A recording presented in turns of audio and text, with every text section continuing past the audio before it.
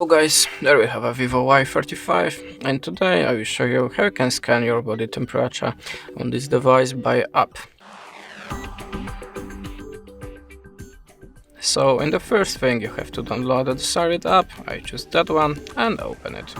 Remember to turn off your voices because this app is very loud, and click skip. Now we have to wait a minute and close the ad. Now go to this section and just hold your finger here to scan your temperature.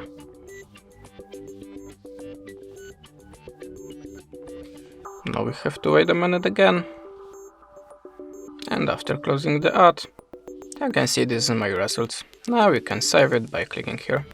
And that's it. Thanks for the watching, leave us a subscribe or a comment, and goodbye.